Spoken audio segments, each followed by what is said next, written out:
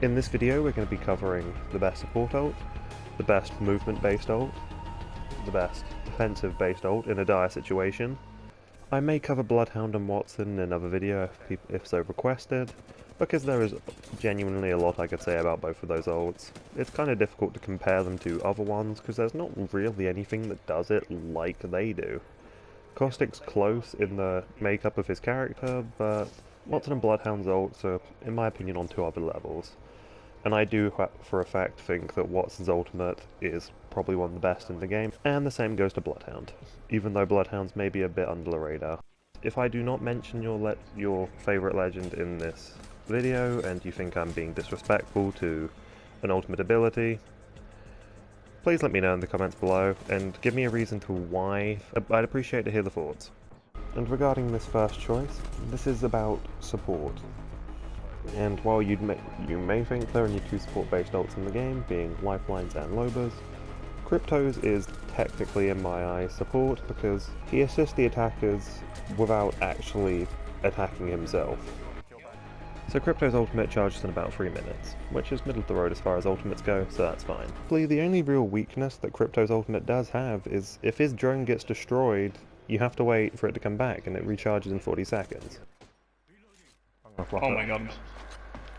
Yeah, I blocked it. No, you didn't. You did not deserve to win that rapid. I really did not. My aim is awful. When you just want to start attacking, it allows you to EMP stun all of the people on the other team, which will take out 50 of their shield.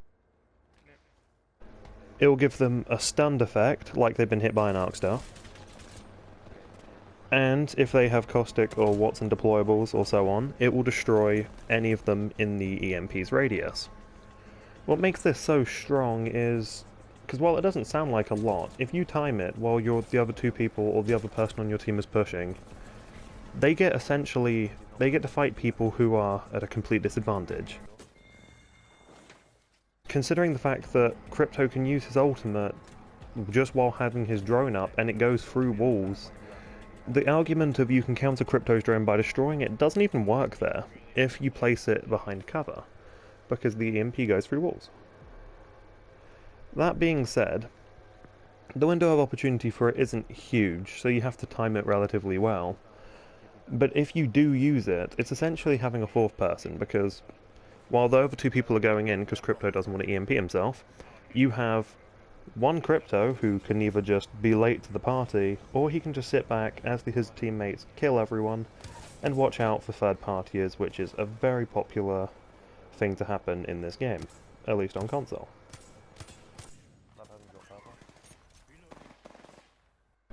So while Crypto's ultimate is basically the risk-free initiator, where you get to do the initial damage and then you get to try and push, the thing Crypto's drone has that makes it so powerful is consistency.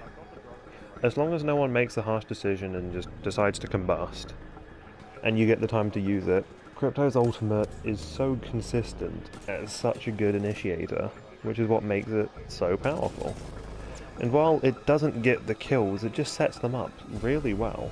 You can either use it to make them back up in the first place to give you a chance to push, or once you've worked your opportunity so you can push, Crypto's EMP is just such a good starter. It's kind of like the whole, if you arc star someone at the start of a fight, and especially if you stick them, they're dead. It's like that, but not as much damage to be fair, but it does it to all of them, as long as they're staying close together, which they probably will. And as long as they're in a building sort of area especially, it's ridiculous. It doesn't get you kills, it just sets them up.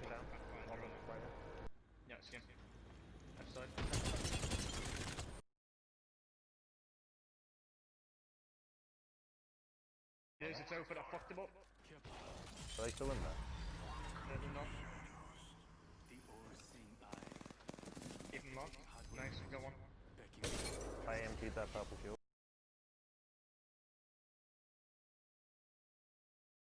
This one we're going to be looking at the movement-based ultimates, and how consistent they are. So, we're going to be looking at Wraith's ultimate, Pathfinder's, and Octane's. As far as charge times go, we'll get that right out of the way. Octane's charges in about a minute, Pathfinder's in about 2 minutes, and Wraith in about 2.5 minutes. Octanes is more suited for on-the-fly decision-making, or if you see an opportunity to do something, you just throw the jump pad, take it, and then you be on your merry way to either attack or leave, but you're not safe while doing it, and you can cover quite a bit of ground in a short amount of time. It doesn't have the range that Wraiths and Pathfinders offers. When it comes to Pathfinders, here's a point-to-point zipline you can set up to quickly transport 3 people. All you have to do to be able to launch to a certain distance, you just have to be able to see where you want to go, and Pathfinder can set up a zipline. However, the zipline's loud. So is the jump pad, to be fair, and you can even hear Wraith's Portal, to be fair. But Pathfinders put you in a straight line, and if all of you take it, you're very exposed. Aiming's weird when you're on the zipline, so you can't really defend yourself too well in that aspect unless you understand it. I personally don't. I don't use it enough. All of you are basically not sitting ducks, but ziplining ducks. You can technically jump on and off of the zipline to try and make yourself a bit harder to hit, but it also slows you down, so whether or not you want to do that is a bit questionable. Wraith can make the zipline work pretty well because you can go in the void while on it. It's a good option for movement to just be able to instantly readjust to a situation, or without trying to show your hand, you can just instantly put up a zipline and then bam, there you go, you're on your way. And this does allow you to get into some high up positions. Now we've got Wraiths. Wraith allows you to set up a portal from one location to another. It does take a while for her to set it up because she has to start the portal where she initially is when she opens the ultimate, and then she has to travel over to where she wants it to end. So it doesn't get you anywhere easily. You have to be able to get there by yourself. It's worth to note that when both ends of Wraith's portal are in the storm, after 5 seconds it will be destroyed. But the thing that Wraith has over the alternatives are safety. When you're passing through the void, you cover a lot of space in a short amount of time. It's really, really obvious where you're going to come from if you do travel through a portal, but if you are using it as just like a tester to see if you can move to one location, Wraith can instantly just jump back in her portal and go back to her friends, and people most likely won't go for the portal because it's risky to do so. Wraiths also has the option to transport people who are downed, unlike Pathfinders.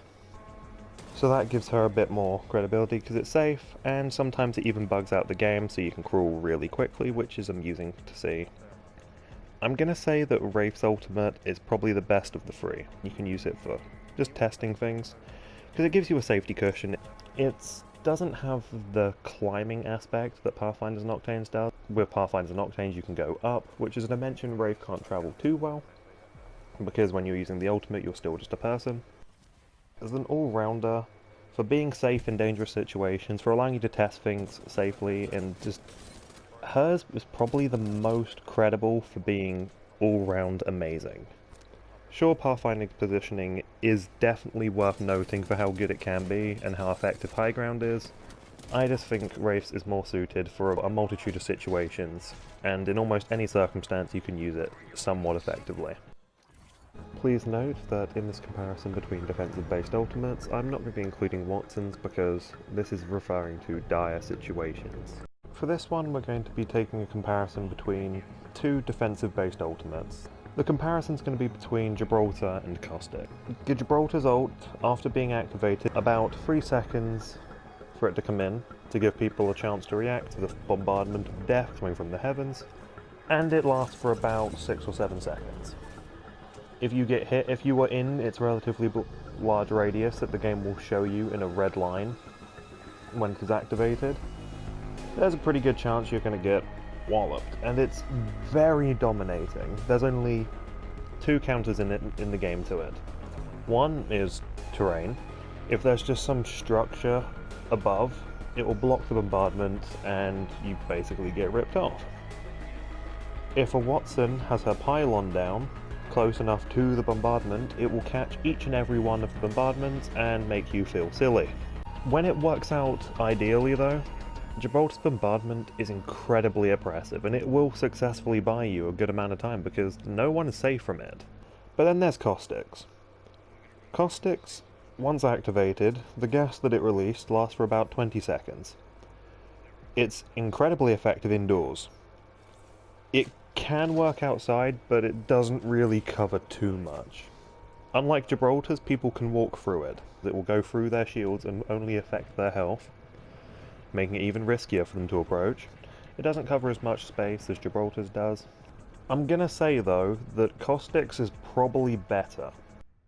It's a lot more flexible because a lot of fights do happen indoors, so there's a better chance of it being able to help you.